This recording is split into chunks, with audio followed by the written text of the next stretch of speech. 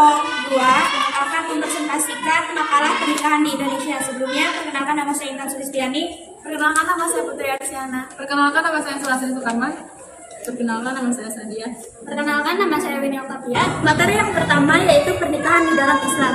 Di sini ada definisi pernikahan. Secara etimologis, perkawinan dalam bahasa Arab berarti nikah atau zawaj. Kedua kata ini yang terpakai dalam kehidupan sehari-hari orang Arab dan banyak terdapat dalam Al-Quran dan hadis Nabi. Al-nikah mempunyai arti al-wati, al-domu, al-tadakul, al-jamu, atau ibaratan al-awwat, yang berarti bersetubuh, hubungan badan, berkumpul jima, dan akad. Perkataan nikah mengandung dua pengertian, yaitu dalam arti yang sebenarnya atau hakikat dan arti kiasan majaat. Yang kedua, dasar hukum pernikahan. Dasar hukum pernikahan dalam Islam adalah Al-Quran dan Sunnah. Al-Quran, ada beberapa surat dalam Al-Quran yang mengenai dasar hukum pernikahan, yaitu yang pertama, Al-Quran surat An-Nahl ayat 72 yang artinya Allah menjadikan bagi kamu istri-istri dari jenis kamu sendiri dan menjadikan bagimu dari istri-istri kamu itu anak-anak dan cucu-cucu dan memberimu rezeki dari yang baik-baik. Maka mengapakah mereka beriman kepada yang batil dan mengingkari nikmat Allah? Dalam hadis atau sunnah ada beberapa yang menjadi dasar hukum pernikahan, yaitu wanita dinikahi karena 4 perkara, yaitu karena hartanya, keturunannya, kecantikannya, dan karena agamanya. Maka dapatkanlah wanita yang taat beragama, niscaya kamu akan beruntung. Hadis riwayat Bukhari dan Muslim. Yang ketiga adalah hukum pernikahan. Berikut macam-macam hukum nikah menurut Islam. Yang pertama, wajib. Hukum nikah menjadi wajib bila seseorang telah mampu, baik secara fisik maupun finansial. Yang kedua adalah sunnah. Dasar hukum nikah menjadi sunnah bila seseorang menginginkan sekali punya anak dan tak mampu mengendalikan diri dari perbuatan zina. Yang ketiga adalah makruh. Hukum nikah makruh, hal ini terjadi bila seseorang akan menikah tetapi tidak berniat memiliki anak.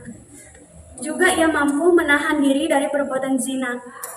Keempat adalah mubah. Seseorang yang hendak menikah tetapi mampu menahan nafsunya dari berbuat zina, maka hukum nikahnya adalah mubah. Yang kelima adalah haram. Hukum nikah menjadi haram apabila ia menikah justru akan merugikan istrinya, karena ia tidak mampu memberikan nafkah lahir dan nafkah batin. Yang keempat yaitu tujuan dan hikmah pernikahan.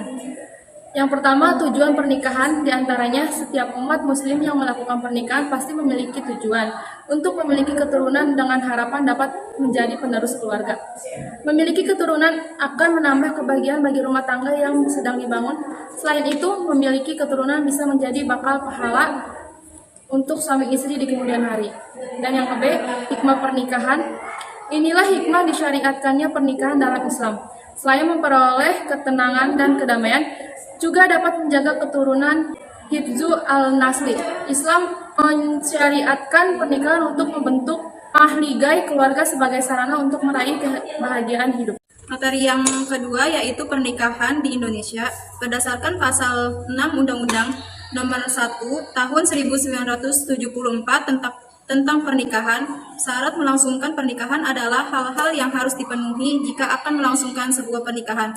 Syarat-syarat tersebut yaitu ada persetujuan dari kedua pihak. Untuk yang berumur 21 tahun harus menjadi izin dari kedua orang tua, atau jika salah seorang dari orang tua telah meninggal atau tidak mampu menyatakan kehendaknya, maka izin dapat diperolehkan dari orang tua yang masih hidup atau orang tua yang mampu menyatakan kehendaknya. Bagi yang beragama Islam, dalam pernikahan harus ada pasal 14 kompilasi hukum Islam, KHI, calon istri, calon suami, wali nikah, 2 orang saksi, ijab, dan qabul.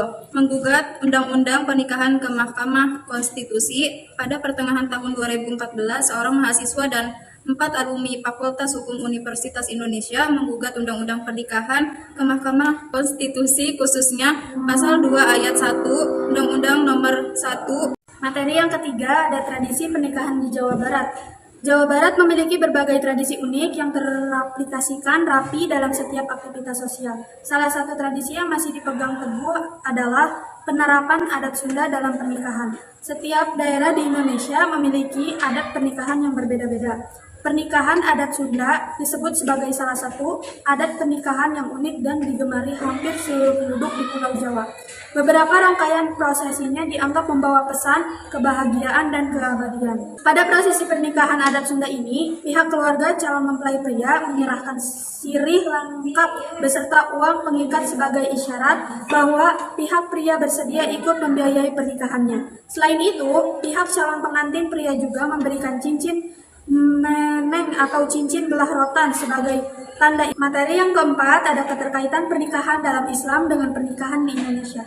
Keterkaitan pernikahan dalam Islam dengan pernikahan di Indonesia adalah sama-sama memiliki pengertian perjanjian suci yang dilakukan oleh laki-laki dan perempuan yang ingin berkeluarga dan melanjutkan hubungan menjadi hubungan yang halal. Kesimpulannya adalah hikmah nikah merupakan penyambungan silaturahmi antara umat manusia, memalingkan pandangan yang liar dan membebaskan umat manusia dari perbuatan maksiat atau perzinahan, di mana nikah adalah suatu akad yang menyebabkan kebolehan bergaul antara seorang laki-laki dengan seorang wanita dan saling menolong di antara keduanya serta menentukan batas hak dan kewajiban di antara keduanya. Dan sarannya yakni kami berharap agar pembaca memberikan kritik dan saran yang positif guna untuk perbaikan makalah yang baik ke depannya. Untuk para pembuat makalah selanjutnya untuk dapat lebih merincikan manfaat iman dan takwa dalam kehidupan manusia. Sekian presentasi dari kelompok kami. Wassalamualaikum warahmatullahi wabarakatuh.